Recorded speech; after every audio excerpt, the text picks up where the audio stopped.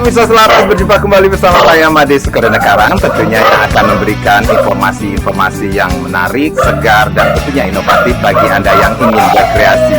Nah, coba tebak saya berada di mana sekarang? Bukan di hutan ataupun bukan di kebun raya. Walaupun suasananya seperti hutan ya, di sini adem dan ayam tenang. Nah, saat ini saya berada di rumah Bapak atau di kediaman Bapak Putu Swaste, pasti sih di Kota Denpasar. Nah, seperti apa sih keunikan rumah Bapak Putu Swaste? Kita akan saksikan berikut ini. Tapi sebelum itu, saksikan dulu yang ini. But it seems to be rather absurd.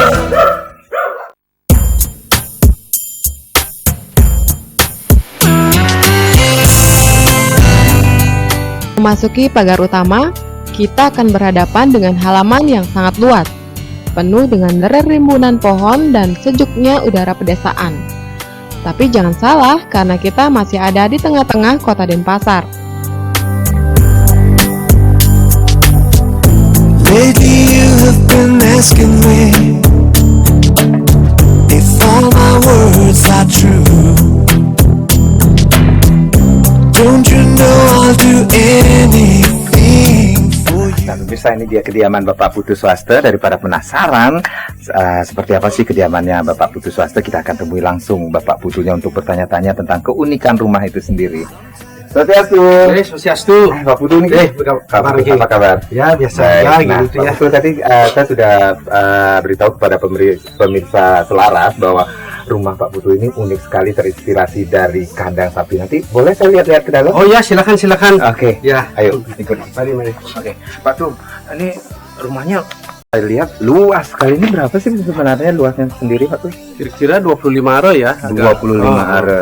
Ini suasananya juga nyaman sekali. 25 are itu mencakup keseluruhannya. Ya, ada rumahnya, kemudian ada pekarangannya, halaman depan, halaman belakang, dapurnya itu kan ya. Tapi rumah kemudian saya bagi-bagi. Oke. Karena kenapa? Kenapa rumah itu? bagi-bagi? Kalau satu rumahnya pun terbakar, masih ada sisanya yang lain gitu aja kan? Itu ya. Konsepnya. Di samping itu juga konsepnya agak terpisah lah gitu kan ya. Jadi ada apa namanya rumah induk gitu kan ya, rumah induk, kemudian ada untuk ruang pembantu, semuanya terpisah karena masing-masing punya otonomi gitu kan ya, masing-masing satu dengan yang lain, dia tidak saling campur aduk gitu. Berapa bangunan sih Pak tuh kalau bisa dilihat dari sini? Ada 1 bangunan, 2 bangunan, 3 bangunan, mungkin 4 bangunan ya. 4 bangunan tuh. Ini kita sudah berada di tengah-tengah halaman, atau kalau orang Bali bilang natahnya itu ya. Nah, bisa dijelaskan nggak Pak tuh ini bangunannya apa atau fungsinya apa? Ini bangunan pertama, kemudian ini ada bangunan, dan yang paling menarik itu ada bangunan apa namanya ini Kak? Pavilion itu ya. Ceritanya pavilion gitu.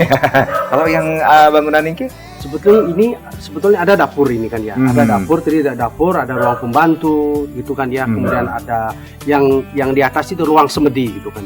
Nyari pewisik, nyari roh gitu, nyari apa-apa di sana kan ya. Itu ruang semedi, ada ruang untuk lukisan dan lain sebagainya gitu kan ya di sana. Ya, tempat itu.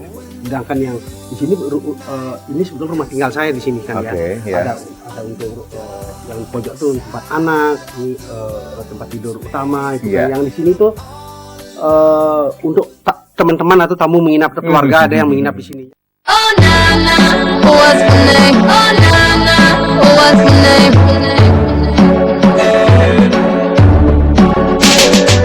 Di rumah ini terdapat 4 buah pintu masuk di seluruh kompleks rumahnya.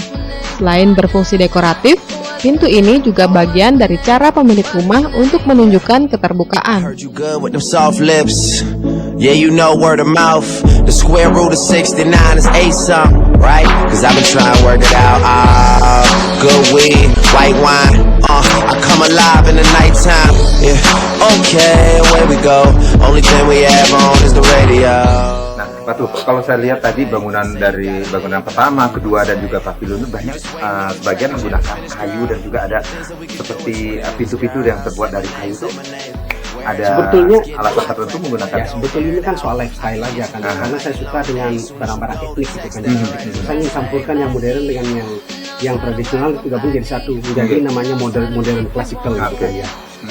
Modern classical, karena kayu itu kan tekstur, warna itu sebetulnya seperti kita homey, kita ada di rumah benar-benar itu, lihat aja itu beda gitu kan ya. Iya. Nah, kalau pemeliharaan sendiri susah nggak Pak? Sebetulnya Pemeliharaannya agak susah juga, tapi biasanya kan karena kita rutin, itu karena kita senang, itu masalahnya kan karena senang saja, itu kan kita anggap sebagai hobi untuk melihara di rumah kayak ini ada binatang, jadi mengalir begitu saja. Itu kan. Oke. Satu kalau saya lihat tadi dari awal dari masuk dari depan itu banyak sekali pohon-pohon. Ada kesan bahwa Pak Tus menyenangi sekali tempatnya teduh, kemudian pohon yang besar-besar ini, dan juga ada yang pohon-pohon yang sudah langka untuk kita di Bali ini, seperti bunga apa ya tadi yang bunganya kecil-kecil kuning gitu. Saya juga lupa namanya. Waktu kecil saya punya itu, tapi salah juga ya. Sebetulnya kan konsep rumah ini kan soal lifestyle, soal kehidupan itu. Yeah. Saya ingin memindahkan desa di tengah kota. Itu yang paling konsep yang paling penting. Dan yang kedua tuh saya ingin senang dengan di rumah saya, comfortable. Saya nggak peduli dengan orang itu, orang suka rumah saya nggak peduli. Yang penting saya sendiri, keluarga saya senang dengan rumahnya. Comfortable itu kan konsep comfortable itu. Ruangnya terbuka, kebunnya luas. Artinya pohon-pohonnya tinggi-tinggi itu kan ya. Artinya kalau tinggi-tinggi itu Adam tidak perlu AC. Tinggi pohonnya itu. Jadi ini jarang panas di sini.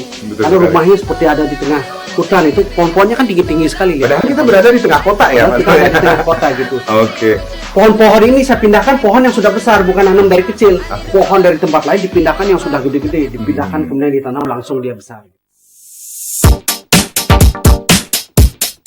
Kompleks rumah ini terdiri dari bangunan inti.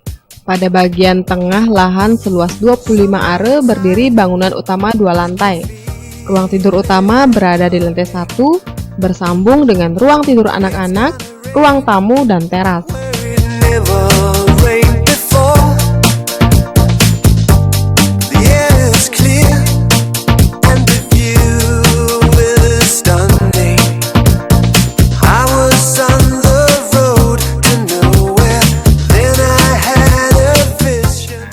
Kamar anak-anak Pak Tung Ya, ya? kamar anak-anak ini. Anak-anak Pak tuh umur berapa? Yang satu umur 6 tahun, yang satu umur 11 tahun ya.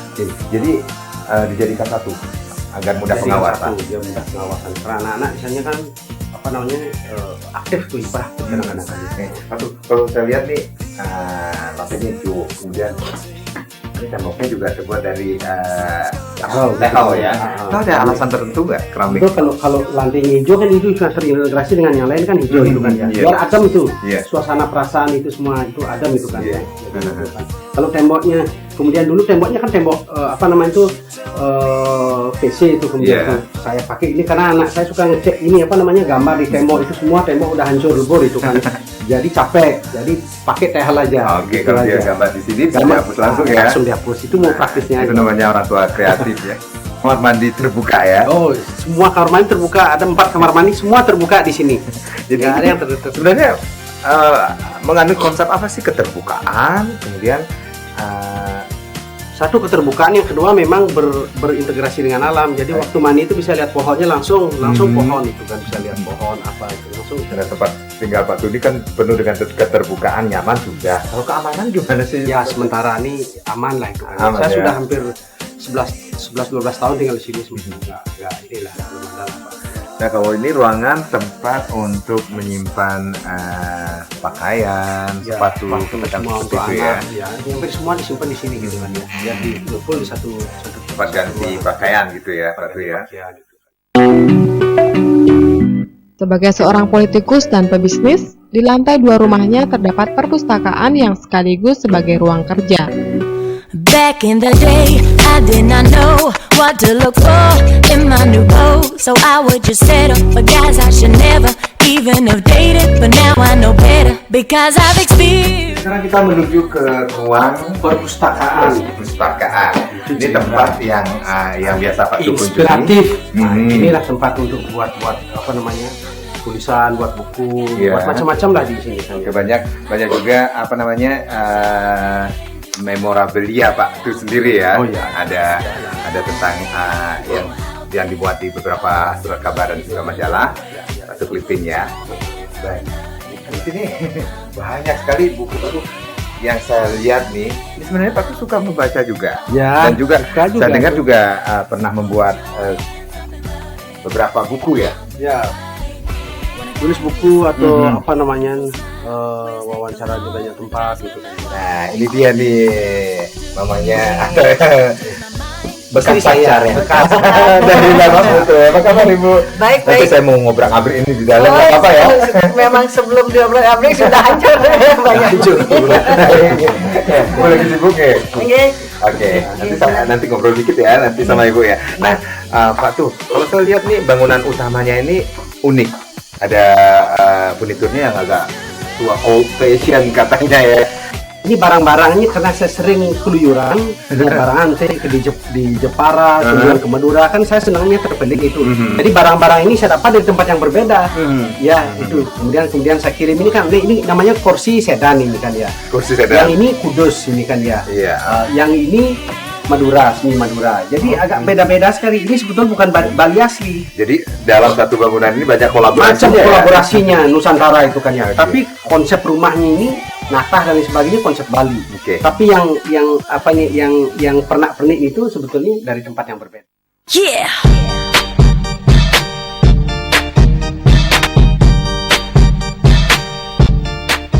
Pak Putu Swaste sangat menyukai benda-benda seni dan antik. Koleksi lukisan dan perabotannya ini didapatnya dari berburu benda seni hingga keluar daerah. I might be a young girl, but I know how to have fun. I got them boys chasing me, trying to make me the one. When I'm out shopping, it's like having a gun. Whatever I wanna get, got them boys cut up. I know I'm a Pada bagian kanan bidang tanah terdapat pavilion yang dikhususkan bagi tamu yang menginap. If you in a hot, hot hurry, you gotta go now, back up. Sebetulnya ini pavilion ini. Biasanya kalau ada keluarga saya datang atau teman-teman datang, saya tempatkan di sini itu. Ini lengkap ini pavilion itu kan ada kamar mandinya, ada tempat tidurnya dan lain sebagainya itu. Yeah. Ini lengkap ini. Jadi yang satu dengan yang lain tidak saling mengganggu. Biasanya kalau ada mertua datang, ada keluarga yang lain datang, sudah tempatnya di sini. Kalau saya di sana dengan sini itu tidak ada itu apa namanya hubungannya. I'm much wiser than you. Sedangkan bangunan yang satu ini terdiri dari 2 lantai, lantai 1 untuk dapur dan lantai 2 khusus untuk menyimpan koleksi lukisan yang dimilikinya.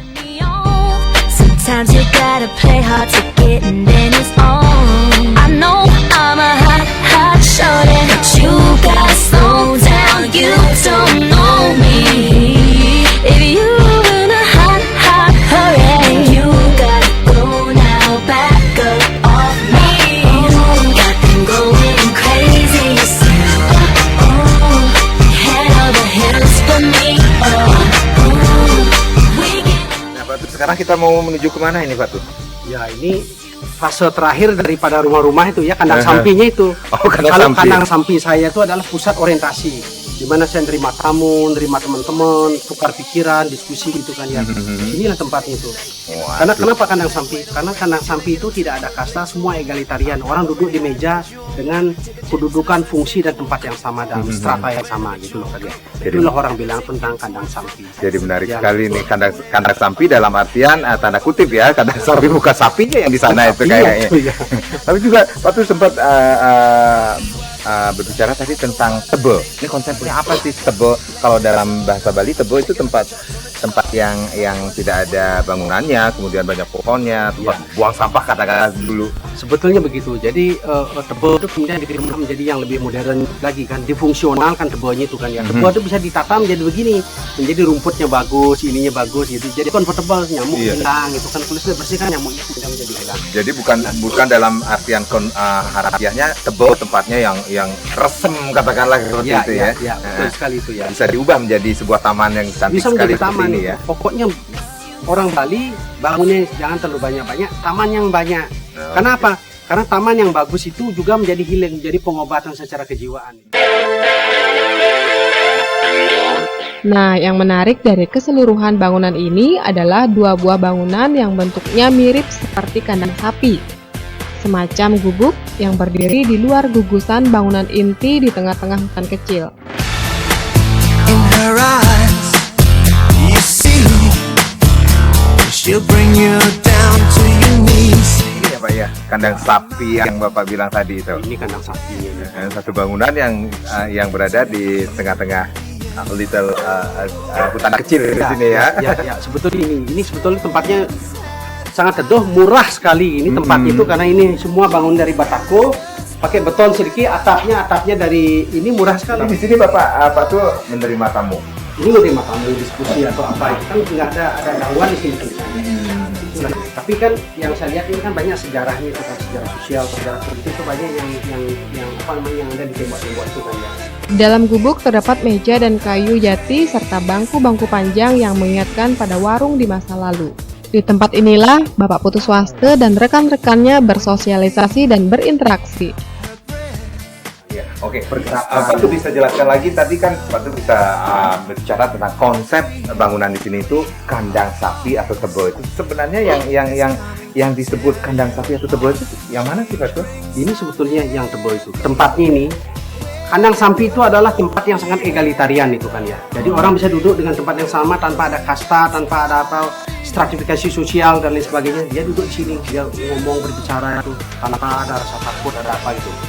Itu sebetulnya konsep itu, konsep yang kita bilang adalah demokrasi terbuka. Baik Pak tuh, terima kasih ya sudah diterima kita kesini berkunjung melihat-lihat bangunannya dari bangunan satu induk kemudian sampai di kandang sapinya ini. Mudah-mudahan nanti kalau kita berkunjung ke sini bisa diterima lagi ya. Saya juga terima kasih ini kan sudah dikunjungi ini kan ya sama teman-teman ini kan ya. Ya beginilah keadaan rumah di kebun. Menarik sekali, banyak pohon-pohon dan tempatnya teduh sekali. Dilihat dari penataan taman dan tumbuhan, hampir 50% lahan ditumbuhi pepohonan, bunga-bunga yang semuanya dibiarkan tumbuh liar, sehingga mengundang banyak burung datang ke sini. Dengan demikian, suasana pedesaan yang damai dapat tercipta di rumah yang berada di tengah-tengah kota Denpasar yang cukup panas ini.